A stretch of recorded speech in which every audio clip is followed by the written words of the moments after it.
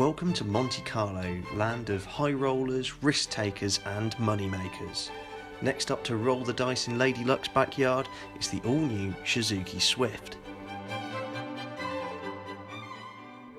Redesigning your best-selling model is always a bit of a risk, especially as Suzuki got the previous Swift so right.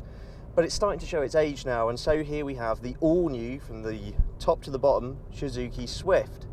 And it's still got a bit of character to its design, I have to say. It's still got these rather large, wide-eyed headlights. It's got quite a domed, pronounced grille to the front of it, and some very sculpted fog lights that fit in there too. Suzuki have attempted to create a floating roofline with the blacked out C-pillar, and hiding the door handle away as well gives the car a slightly more sporting look. It does have some big broad shoulders at the rear which come off the door and then lead down into larger rear light clusters.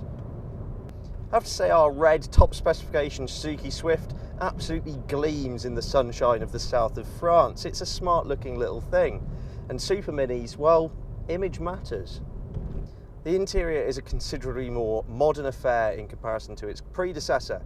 There are many cascading, sculpted surfaces with interesting contrast materials, just making it look a bit more upmarket than before. That said, there are quite a few scratchy plastics around the place which do let it down somewhat.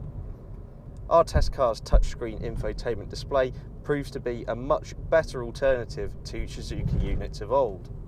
Front occupants are supported in all the right places thanks to these quite bolstered seats. And rear occupants are treated to plenty of head and legroom, with not even too much protrusion from the hump in the middle of the floor. Boot space is 265 litres, which might not be the largest in the class, but it is still 54 litres more than you had before, which is quite impressive considering the car is 10mm shorter than the previous Swift.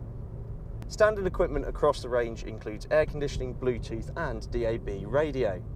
Quite happily scampering up the mountains of Monaco as we are here is the 1 litre Boosterjet engine doing all the work under the bonnet, but in this model it's supplemented by a hybrid drivetrain. Now most hybrids make a big song and dance about how you've got to be in different modes for city driving and this, that and the other. To be honest, the Suzuki drivetrain just gets on with it. It uses the battery at lower speeds to supplement and give you a little bit of a torquier punch.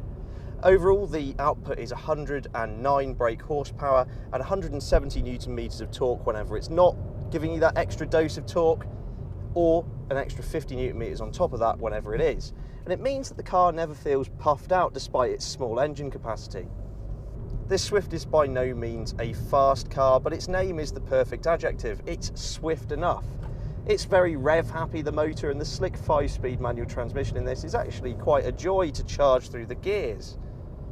The big ace up this car's sleeve is the fact that it weighs, all in all, hybrid drivetrain included, less than 900 kilograms, which is positively featherweight by modern car standards. The big bonus of this is the fact that there's not a lot of weight being flung around whenever you're going around tight bends. There's a reasonable amount of grip underneath you, bit of body roll to be fair, but all in all, the car grips well, it has a real sense of agility to it, and like I say, the whole driving experience is a bit fun-loving, especially if you grab it by the scruff of the neck. Suzuki claim that this car will emit 97 grams per kilometre of CO2 and achieve 65.7 mpg combined. Suzuki have once again produced a competent super mini package, and one that's actually pretty fun to drive given some interesting roads. The Swift has always been a bit of a benchmark in terms of value for money. Pricing's actually yet to be announced on the car, which will be something quite crucial to see how successful this model will truly be. But you can have one on your driveway from June this year. Thanks very much for watching, and let us know what you think in the comments below. Please subscribe for all of the latest and greatest cars to hit the road. For breaking news and written reviews, visit www.insidelane.co.uk.